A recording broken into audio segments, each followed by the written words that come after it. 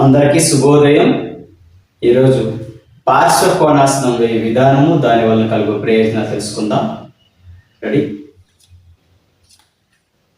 ఇప్పుడు రెండు కాళ్ళు సుమారుగా 1 మీటర్ దూరంలో అలా చాచి ఉంచండి.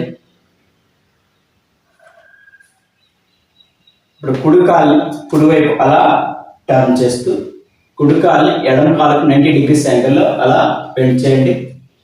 రెండు చేతులు నేలకు సమాంతరంగా తీసుకురండి. కుడి అరచేతిని కుడికాలి పాదం దగ్గర నేలపై ఆనించి ఎడమ చేతిని అలా చెవి దగ్గరగా తీసుకుని వచ్చి కుడివైపు అలా బెండ్ చేసి ఉంచాలి. ఈ స్థితిలో సాధారణ శ్వాసలో ఉండాలి.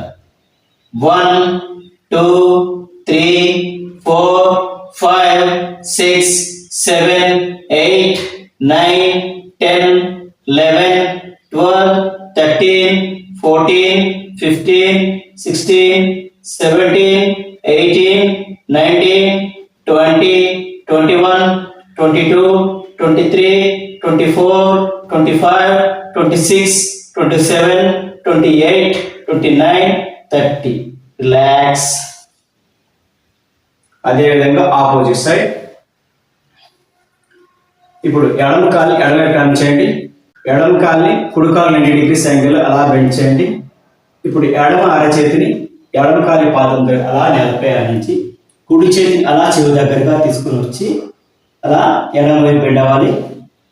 1 2 3 4 5 6 7 8 9 10 11 12 13 14 15 16 17 18 19 20 21 22 23 24 25 26 27 28 29 30.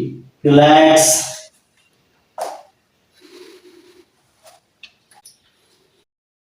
అలానే సుఖాసనంలో కూర్చోండి. ప్రతి ఆసనం వేశాక కొంత సమయం విశ్రాంతి తీసుకోవాలి.